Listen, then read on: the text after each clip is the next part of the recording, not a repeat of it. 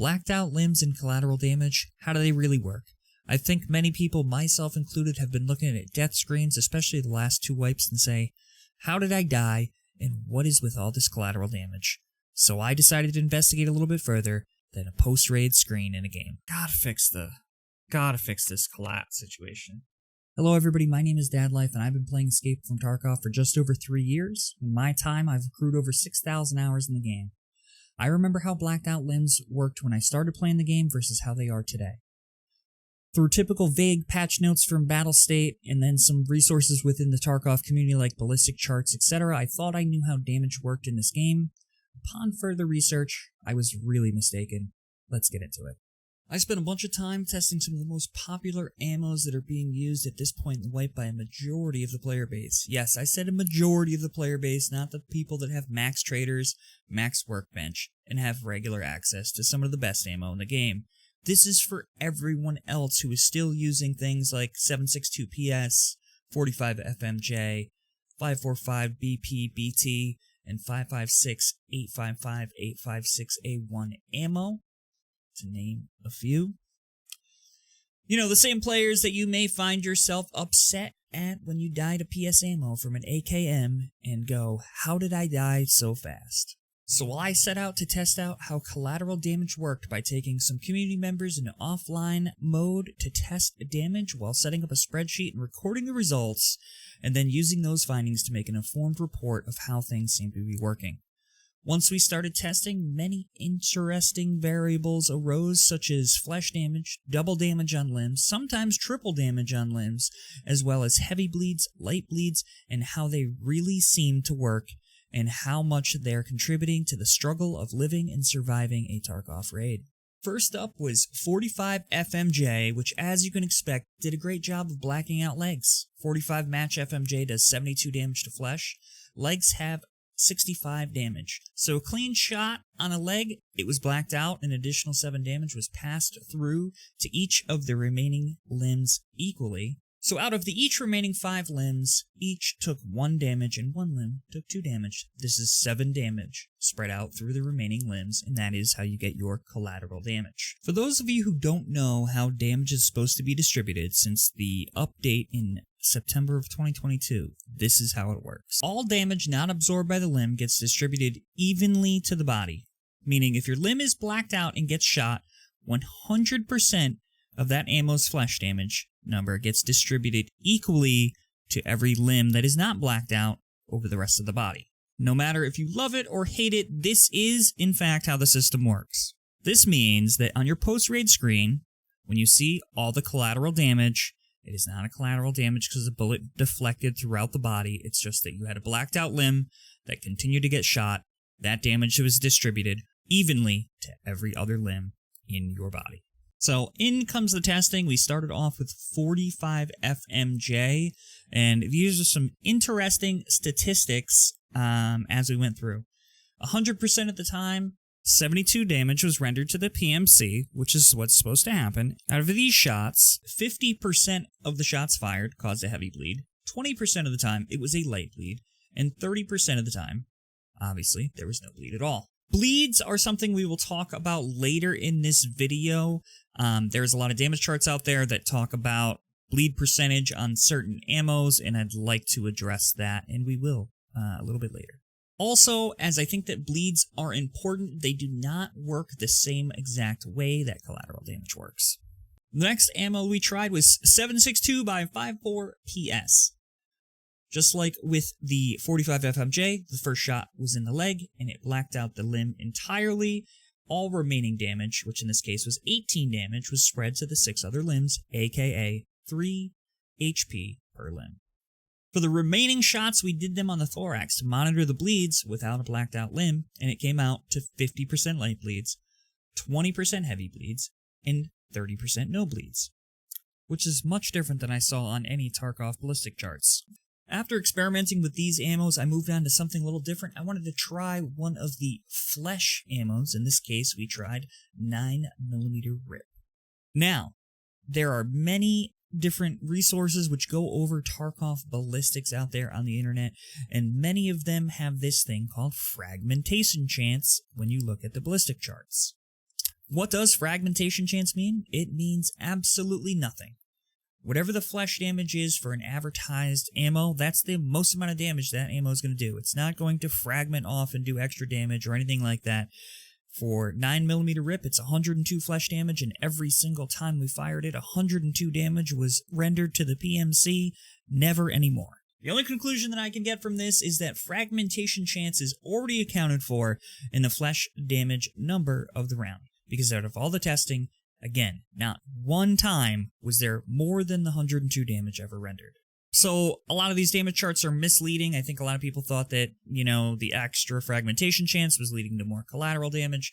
This is super far from the truth, so, you might as well just ignore that number completely on any of the damage charts that have it on there. Fragmentation chance is a misleading statistic, especially when you're talking about rip ammo. If anybody knows anything about rip ammo, the bullets have a bunch of petals that are going to fly off upon impact, and when these petals fly off, they do additional damage on different parts of the body. Thorax, they are going to fly all over the place doing a bunch of extra damage. So that is not the case here. Now let's talk about the bleeds. We talked about it a little bit earlier, said we would address them. So let's go back to them. With a lot of these charts, they talk about the percentage of light bleeds and heavy bleeds. Now, upon my testing, every ammo has a chance to bleed. Now, does this number mean these ammos have an additional chance to cause a light bleed or heavy bleed? Now, I didn't fire 500 rounds of each ammo, but I did fire everything between about 10 to 25 times. Oftentimes, the results on bleeds were kind of inconclusive, but with rip ammo, which is supposed to have 30% light bleed and 10% heavy bleed rate on these charts that I'm seeing, maybe it's a bonus, but in my testing, it had 10% for both. M855, which we'll go over later, has no bonus on any of these charts and ended up with 40% light bleeds and 40% heavy bleeds, and then 20% of the time it caused no bleed at all. So I'm not sure how the bleeds are actually calculated, if those are data mine numbers or they're supposed to be a bonus over a base. Maybe bleed rates are bugged. I'm not 100% sure. Again, we'll revisit that. We're going to talk a little bit more about bleeds and how they work a little bit later in this video. I felt it was appropriate, seeing as we are talking about collateral damage. So let's move on to where things got really interesting while testing 7.62 by 3.9 PS. The first couple shots were the normal 57 damage right on the dot, just like all of the resources available tell me it should be. So let's move on to where things got really interesting. While testing 7.62 by 3.9 PS, the first couple shots were normal damage, 57 right in the dot, just like it's supposed to be. Well, now here comes the interesting part. While choosing to shoot my arm instead of my leg, my arm gets completely blacked out, taking more than 57 damage for a total of 94 damage, which is 1.65 times the amount of damage that I should have taken. So what seems to happen here is pass-through damage from the forearm, which takes 57 damage, and then the round passes through to the upper arm, the bicep area, at 60% damage, which would lead us to the number of 94 damage. And then the additional damage on top of the arm. The arm only has 60 HP, so 26 damage was passed on through to the remaining limbs. We again tried to replicate the pass-through damage on the legs with me crouching. This is where things got weird. This time, we ended up with a blacked leg with damage on the stomach as well for a total of 109 damage. But when you do the math, that's 111 damage. Which, ironically, my screen says I have 293 HP left, and if you really do the math, I should have 291, so this might be a bug or some sort of rounding with the calculations in Tarkov. I'm not entirely sure. Looking at this damage number and the fact that I took damage in my stomach, it led me to believe that the bullet passed through the legs 2 times, just like the arm, and then passed into the stomach for a little bit of damage, which kind of seems to be a little bit of double jeopardy. I don't know how that damage path would really work, but it did. We replicated it on multiple occasions. If you shoot somebody like dead in the knee, you'll hit upper leg, lower leg, and stomach. We did it several times. So if we go back to the double damage arm from before, it seemed that the first limb was at full damage, the second limb was at 65% of the max damage, which brings us to 94 damage. Very simple math. Now if you take the 65 away from 94, you get 29 HP pushed to the remaining limbs, collateral damage, and the damage is going to be divided on an equal ratio. You have 331 available HP on now blacked limbs, which leads us to about a 0.87 loss on each limb, which is consistent to what we've seen on all the known limbs, which would equal out to about 6 collateral damage on the stomach, leaving the stomach with 15 HP of the pass-through damage from the leg, which would be about 25% of the original flesh damage of the round as it passed through 2 limbs prior to hitting the stomach. Once again, we attempted the double leg and stomach, and once again, we had similar results, came out to be 108 damage. I feel like there is definitely something up with the rounding up on the damage on these sort of situations, as the numbers weren't 100% exactly the same, but they were usually within about 1 HP. Again, though, we ran into this issue that said I had 293 HP, but again, when you add up all the damage, it, again, should have been 291, so definitely some sort of rounding issue with Tarkov. Again, this is kind of really heavy theory crafting at this point, doing a lot of math, trying to deconstruct what's happening to everybody's body. You know, without taking up too much time for the people that volunteered to help me, it was hard to replicate the triple damage thing, so that way I could do reverse math and figure out if it was consistent, which it did seem to be in the limited amount of time that we had. Again, everybody's volunteering, so this stuff took quite a while. So we tested the double and triple pen, aka pass-through damage. I spent about 3 hours doing all the math trying to deconstruct the 762 PS in regards to true collateral damage. Once completing all the math, we went back to the data with 545 BP, and well, those formulas came back, and they didn't work. So, while the ammos have some different statistics, I think one of them mainly might be penetration as far as how much damage passes through each limb. I can't really prove it. I don't have the data. So let's talk about what we do know, or what I can assume. So this brings up the topic, are we running a different algorithm for every single ammo inside of Tarkov? Which, to me, might be overkill, might be some of the problems that we have with desync, etc., asking the game to do so many calculations. I know it can be somewhat realistic, but let's be honest, might be just too gosh darn much. Just looking at something that is a negligible difference and pushing it into the game, especially when you look at something like rounding and the game's not even rounding correctly consistently. So throughout the testing, after we found out this double and triple damage was a sort of thing, we then tried it in different orientations, and the game does kind of try to orient the double, triple pass-through damage based on your orientation. So when you are taking a lot of extra damage at leg, and you're broadside to somebody, they shoot you in the leg, well, maybe they hit both your legs. You know, it's going to explain a lot when that concerns. If they could, in a perfect situation, shoot both your legs, maybe hit both of your knees, and you get triple penetration on 2 different legs, and that's going to do a ridiculous amount of damage, and I think that might explain why some people are dying so fast in certain situations in Tarkov. So let's talk about some scenarios where this pass-through damage is going to come into play.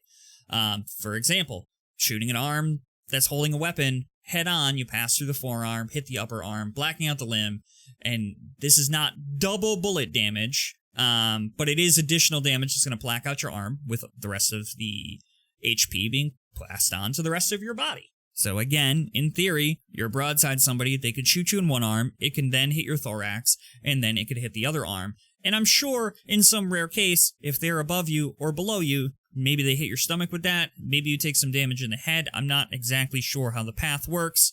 And honestly, there's probably some coding errors where you're getting some penetration where you probably shouldn't.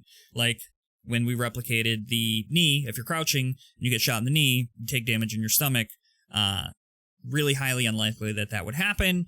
Very rare case, but it happened every single time that we did it. We've talked about the penetration, which I don't know where that ends, and I don't know if armor penetration also means body penetration. So that's something that, you know, I need more information on in order to make those conclusions. Again, just an assumption. If we go back overall to collateral damage, let's recap. Collateral damage is any additional damage that hits a limb, whether the limb is already blacked out or becomes blacked out. The additional damage will then get passed equally to every other limb in your body. If you get shot in your leg, it's already blacked out. The damage calculation takes place, and as it passes through to any of your non-blacked out limbs equally.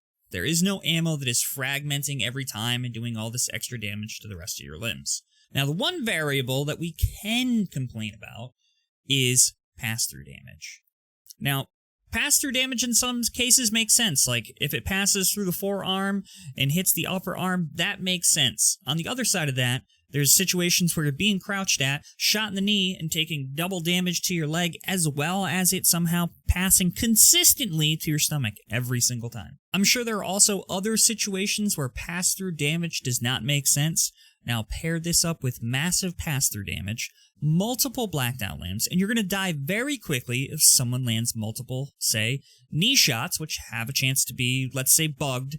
And let's say this person also happens to be using 9mm or 45 rip ammo, which is super high flesh damage.